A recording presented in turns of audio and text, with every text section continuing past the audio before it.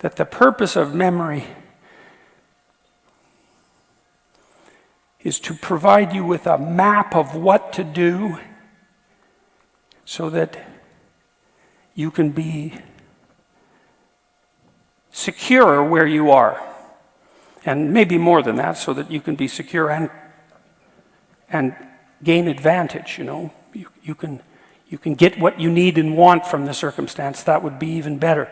But you know, lots of times you'll just settle for nothing terrible happening. If you can add some additional gain to that, so much the better.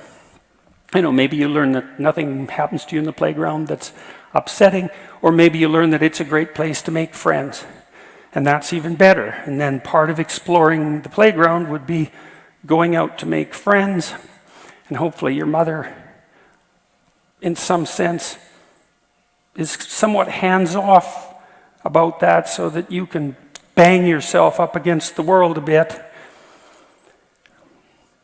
and learn what you need to learn about how to negotiate friendships. Now, let's go back to this guy who's having the murderous fantasies.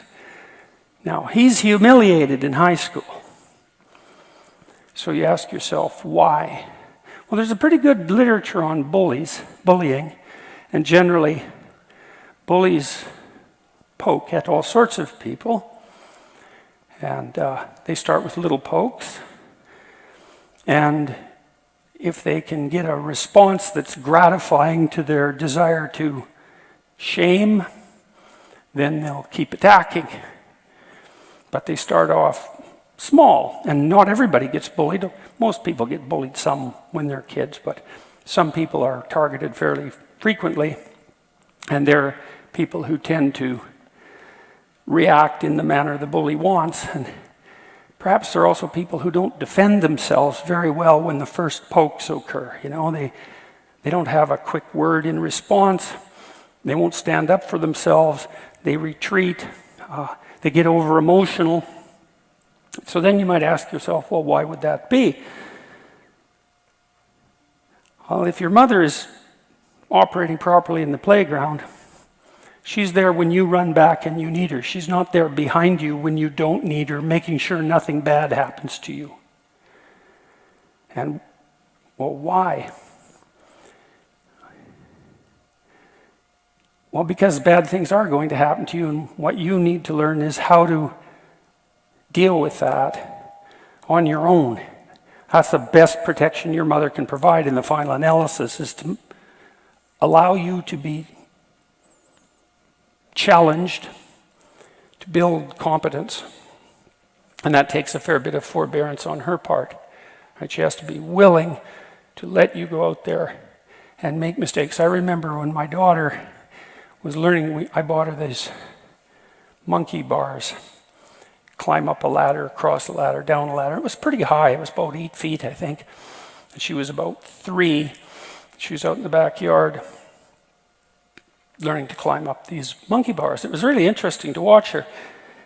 She'd lift her foot up and lift it up a little higher, lift it up a little higher, and then she'd put her foot on the first rung and put a little weight on it, and then repeat that. Then she'd go up to the first rung, and then she did that with the second rung, like just trial and error, right? A little foray, a little foray, a little foray, mastery, and then a little higher and a little higher. It was a fairly high monkey bar for such a little kid, but we were watching her, and she was doing a good job. We just let her be. And you know, maybe she falls off the monkey bars when she gets to the top and breaks her arm. And then aren't you a terrible parent? And the answer to that is maybe. And maybe not, too. You know, because getting that line between protection and overprotection right, that's tough.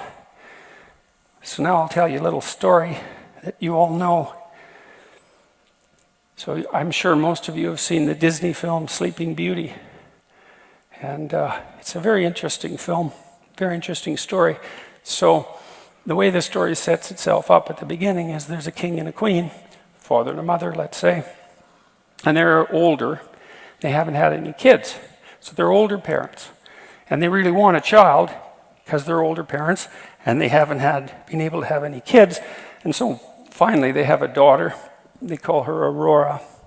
And they're pretty thrilled about it, and the whole kingdom has a celebration, and it's christening day, and they invite everyone in the kingdom to come, except Maleficent, which is an interesting word because she's an evil queen, but Maleficent means malevolent, right? She's not only that she's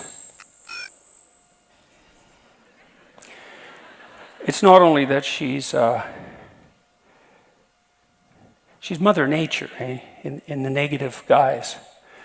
She's the tragedy of life. That's another way of thinking about it. But she's also malevolent, so she's also betrayal and catastrophe and cruelty. And the king and queen don't invite her to the christening. And you think, well, no wonder. Do you really want something like that at your child's birthday party? Or the christening, let's say? And the answer is, if you don't want that there, then you're that. And that's a hell of a thing to realize. Because if you don't allow your child to encounter what's negative about the world in measured doses, and even what's malevolent about the world, then they don't learn how to weave their way around that or to cope with it. Both of those are important. And then they're laid open to it, and then that's on you. And you're doing it because you don't want any of that in your child's life. You don't want any tragedy, you don't want any malevolence, which is why they don't invite her to the evil queen to the wedding. And then what happens later in the story, well, Maleficent says she's going to either kill Sleeping Beauty, and that's because people who aren't prepared are more likely to die, or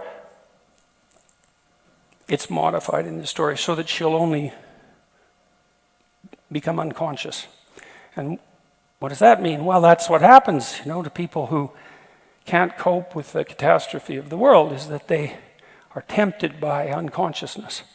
Maybe they want to sleep all the time, they want to avoid, they're afraid to confront anything.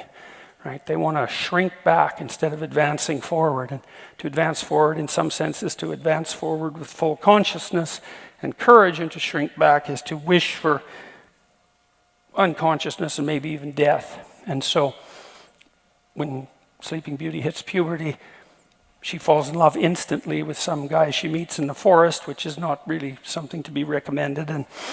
And she falls too hard and too fast for anyone who's sensible, and then finds out that that's a love that's not meant to be, and she's so catastrophically destroyed by that Maleficent is able to entice her into unconsciousness. And so then she's asleep. And she's asleep because the world's too much for her. She wants to be asleep. The rest of the story is about, I think it's Prince Philip, the hero, who confronts Maleficent, who transforms herself into a dragon and attempts to destroy him. And he confronts her successfully and hacks his way through all the thorns that she's put around the castle and wakes Sleeping Beauty up. And you can think about that in a sort of cynical way, that this poor unconscious girl needs the hero, who's a man, to save her from the catastrophe of nature and malevolence and tragedy. But you can also read it psychologically, and you can say that it's the awakening of the spirit of the hero and the conscious willingness to advance in the face of tragedy and malevolence that's the proper antidote to the desire for unconsciousness in the face of the vicissitudes of life. And you can also read it as a romance, because to some degree, women who have to take care of infants do depend on men to confront the world and protect them. But it's very nicely read as a psychological story as well, and it's accurate. Now, back to the man who wrote me about his fantasies.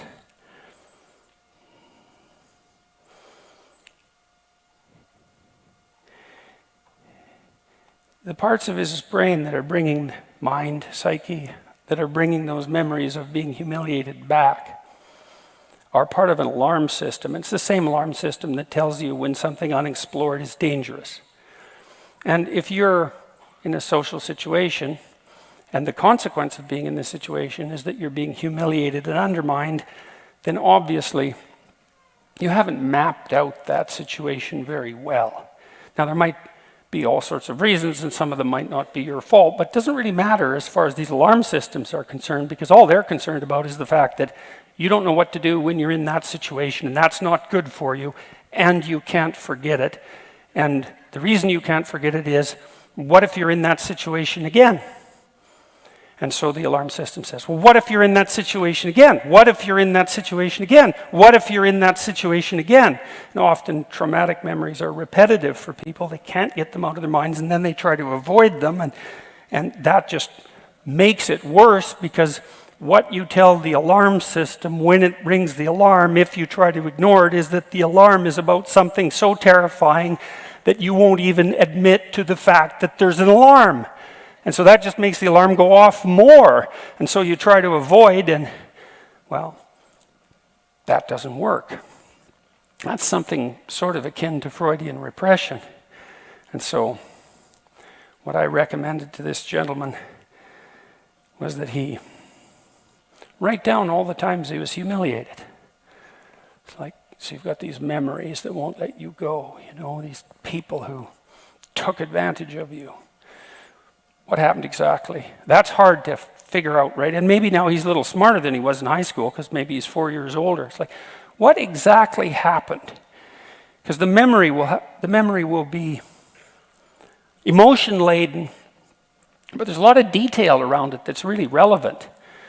And one of the things you can do when you confront a memory like that, which is to confront the terrible things that happened to you in the past, which is the same as confronting terrible things per se, is you can ask yourself, well, exactly what happened, and what part did I play, perhaps, and are there things that I could have done earlier or different, or is there some manner in which I set myself up for this? And so I've had clients who were pretty seriously bullied at work, and we would go into it, and as I said, it starts with a few pushes. And they don't respond, and then the pushes get a little harder, and they don't respond. The pushes get a little harder, and then it turns into something. Well, maybe that's really. I had one client who was bullied into psychosis in high school. She was completely fractured by this person who decided to really do her in a seriously malevolent way, because she wouldn't go on a date with him, and she had no idea that kind of malevolence existed, and so had been badly prepared in some sense to encounter someone like him. Now, if you're allowed to bump up against the rough edges of the world, the natural world and the social world, and if you have someone that you can communicate with, the probability is pretty high that you can learn incrementally how to map the world and your actions in it, so that the probability that you're going to be pathologically prone to catastrophe and betrayal is much reduced. So I'll tell you a story about my mother.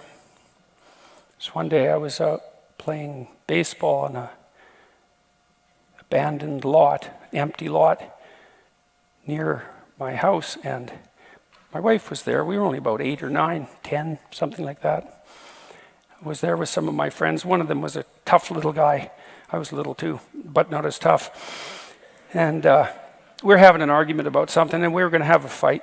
And my mother walked by. And my mother's a pretty nice person, and she had to learn late in life, to some degree, to stand up for herself when she went back into the workplace and had to confront some relatively intimidating and pushy men. And it was hard on her to do that, but she was no pushover, my mother, and she's a good person.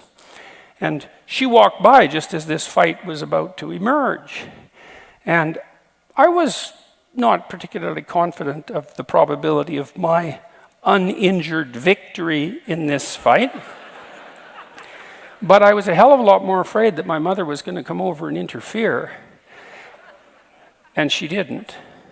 But she knew what was happening. She looked. I saw her look. I knew she knew.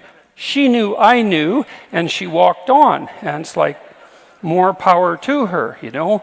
And because I was fortunate to have a mother like that, let's say, I got into enough of the sorts of scrapes that teach you how to avoid a certain amount of scrapes, and that worked out quite nicely. And that's meant my mother was willing to invite malevolence, invite the evil queen into my life, at least to some degree, you know, because she knew better than to assume that that could be just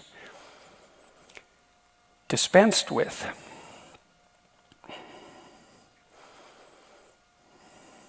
This program that, so this guy that was having these fantasies, he said he's very afraid of the fantasies because they were murderous.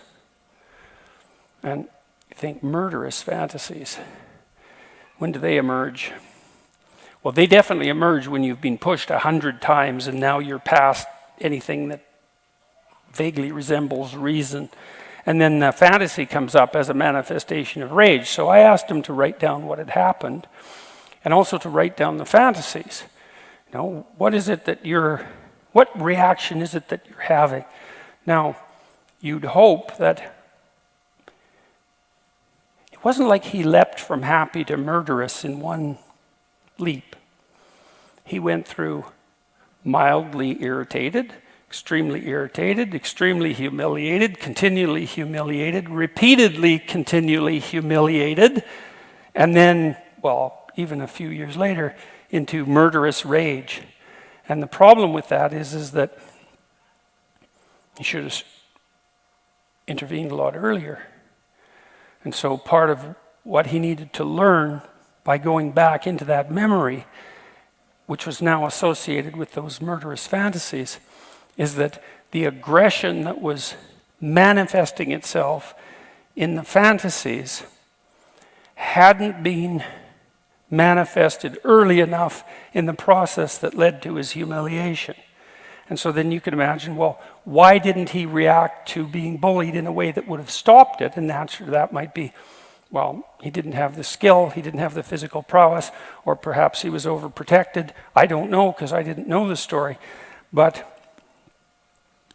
doesn't make any difference, because what he needed to figure out was how to take that response and differentiate it into something that was reasonably skilled, so that the next time someone pulled a stunt that was like the stunts that led to his humiliation in high school, he was ready to act. And so you can think, if a memory that you have that's old, well, or a problem that's bothering you right now that won't let you go, you can look at your fantasies, because they'll often give you a clue as to what the appropriate response needs to be. Not that that's necessarily the response you have to manifest. And then the trick is to implement the response in a manner that stops you from falling into the same hole that you fell in many times before. These stories that the psychologist's students wrote about their past traumas were curative, because if they used words that indicated understanding, comprehension, etc., then they were remapping the territory that they hadn't mapped properly the first time they walked over it. And all of you is very much concerned with your stability and your safety from betrayal and malevolence, and the probability, the probability that the necessity to avoid unnecessary tragedy. And so any past behavior that indicates that there's a hole in the map that you're using to orient yourself in the world lets all that terror shine through, and that's what the alarm is. And the reason it goes off is because it's saying to you, you have a map, it's got some bad holes, And the holes are places you probably are going to have to go again. And so if you go there again and the hole's still there, you're going to fall in the hole. And the last time you fell in the hole, it wasn't good for you, and so you should be alert to that. And so that's the reason that memories of that sort won't go away. It's actually a good thing, although it can be very bad if you don't know what to do about it. And it isn't merely a matter of expressing the emotion that's associated with the past catastrophe, because often that not only does that not help, it can actually make it worse, because the mere expression of your frustration, let's say if you were bullied in high school, doesn't stop you perhaps from still being the sort of person that might be bullied by your coworkers. And that's not a positive outcome by any stretch of the imagination. So, this program we wrote, it's sort of like psychotherapy for free, essentially. It asks you to, and I used it on this client of mine who'd been bullied into a psychotic state when she was in high school. She could hardly even talk when she first came to see me, and she was hallucinating in all sorts of strange ways. She was really badly fractured by this person who'd tortured her 3/4 to death, and we went through her whole life.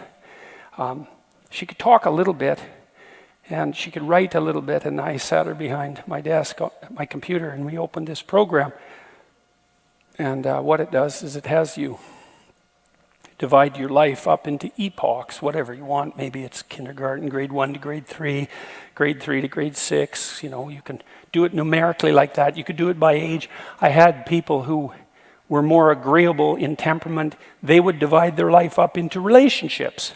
That was really how they conceptualized the stages of their lives. Each relationship, you know, it depends on you. It doesn't really matter, however you conceptualize your life. And then the exercise has you walk through and describe significant events, positive and negative, to lay them out and then to analyze them. It's like, well, what did you do right that enabled the positive events to occur? And what did you do that you might be able to alter, or that you learned to alter later, or that you could alter now, that would help you avoid the negative events? So it's not merely the recounting of the negative, it's, in some sense, it's the extraction of the moral of the story. You know, there's this old idea, I'm sure you've heard me talk about it before, that dragons guard gold. It's a very strange idea, very old idea, treasure of one sort or another, that they threaten the city eternally. That's a dragon. And the city, in some sense, is the citadel of your memory, and the chaos that's outside of the citadel of your memory can always emerge to threaten the citadel, and that's the same story as the Garden of Eden and the snake. It's exactly the same idea. And if you confront the thing that threatens, then you can find the treasure. And you can use that to rebuild the citadel, but also to turn yourself into something that can confront the dragon. And that's the real treasure, right? Is to turn yourself into something that can and is willing to confront the dragon. And so, you know, I did a lot of work with people in my clinical practice on assertiveness therapy and assertiveness training, and these are often for people who are very agreeable, and they're more likely to be bullied. And the reason for that is that they don't like conflict, but there's another reason too, which is that they don't have enough faith in the truth and enough fear of the consequences of not telling the truth. And so they'll pretend that things are all right when they're not all right, and then forestall catastrophe for later. And so let's say your boss is kind of a bullying type and pokes at you a bit, takes advantage of you a little bit, and you think, well, that's not really worth making a fuss about, but you go home and you're kind of resentful, but you don't pay any attention to that. Maybe you think you shouldn't be resentful, but probably you don't think that. You just don't want to confront your boss. And the thing is, though, if you do it if it's on the first foray, and you say, you know, here's the reason I won't do that. well, maybe you'll get fired, but probably not. Not if you're careful. Generally, someone like that will think, oh, you're not as easy to pick on as I thought you were, and they'll go find someone else, or maybe they'll even learn something from the encounter. And that takes a fair bit of courage, and that's part of that confrontation that we just described, is that you're resentful because you've been taken advantage of and you have something to say, and so you need to say it. And when I was doing assertiveness training with my clients, I often talked to them about their resentment. That would be the kind of resentment that might have someone generate murderous fantasies 4 years later. These people who go out and do murderous things, they've harbored an awful lot of resentment. There's a lot of things they didn't say when they should have said them, that's for sure. And so, and if you let the people around you who you love hypothetically take advantage of you, then you're going to harbor resentment, and that's going to come out in all sorts of ways that are really not positive in the least for you or for them. And so it's better just to have it's just better to draw the line when when all there is of the dragon is one tooth. Say, no, here's why, leave me alone, or here's how I want to be treated instead. And insist upon that, right? You draw a line. And it's not like that's nothing. And then I suggested to this man with murderous fantasies that he think about what he could have done different in high school, in principle. Maybe he needed to get stronger, so he was more confident. I'm not saying this is easy. That's irrelevant. Lots of things aren't easy that end in catastrophe, and the problem was that he was humiliated and now he's murderous, and that's not a good outcome. So even if it's difficult, that doesn't mean it's unwarranted. But even more particularly in a situation like that, you ask, well, how did you allow it to come to such a pass? And what could have you done differently? And maybe you might find that there wasn't anything that you could do differently back when you were in high school, but by the time you're in university, you're not in high school anymore, and the world's shifted quite a bit. And generally, you're around more sophisticated people, and that kind of bullying is less likely. And so you still might have some aggression to integrate within you so that you're not a pushover. And if you do that, well, then those memories, in all likelihood, are going to stop. As long as you're confident that now you know what to do, those memories are very likely to stop plaguing you, and then hopefully those murderous fantasies will go away and you won't be inclined to act them out.